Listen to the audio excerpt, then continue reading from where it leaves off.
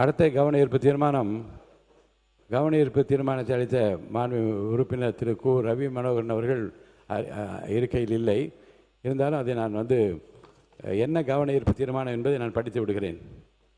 பழனி தொகுதி ஆயக்குடி பேரூராட்சியில் உள்ள அரசு மாணவியர் விடுதிக்கு புதிய கட்டிடம் கட்டித்தர வேண்டிய அவசியம் குறித்து மாண்புமிகு சமூக நீதித்துறை அமைச்சர் அவர்கள் இது குறித்து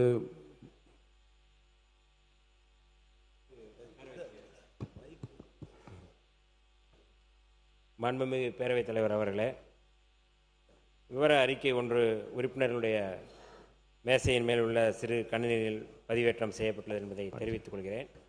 ஆனாலும் அது குறித்த கூடுதல் அறிக்கையை நான் படிக்க விரும்புகின்றேன்.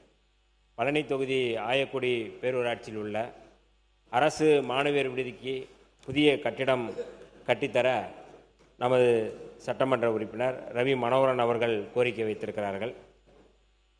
கடந்த 17/2/2001 முதல் மாணவியர் பயன்பாட்டுக்கு கொண்டு வரப்பட்டது அந்த கட்டிடம். மேற்படி விடுதியானது பழுதடைந்ததை தொடர்ந்து மாணவியர்களின் கல்வி நலன் கருதி சிவகிரிப்பட்டி கிராமம் திருவள்ளுவர் நகரில் கடந்த 2024 செப்டம்பர் முதல் அனைத்து வசதிகளுடன் கூடிய வாடகை கட்டிடத்தில் 30 மாணவியருடன் விடுதி செயல்பட்டு வருகிறது. நடப்பு 2026-2027 ஆண்டு கல்வியாண்டில் வாடகை கட்டிடத்தில் செயல்பட்டு வரும் ஆயக்குடி பள்ளி மாணவியர் விடுதியில் தங்கி பயில 38 மாணவியர்கள் விண்ணப்பம் சமர்ப்பித்து தங்கியுள்ளனர்.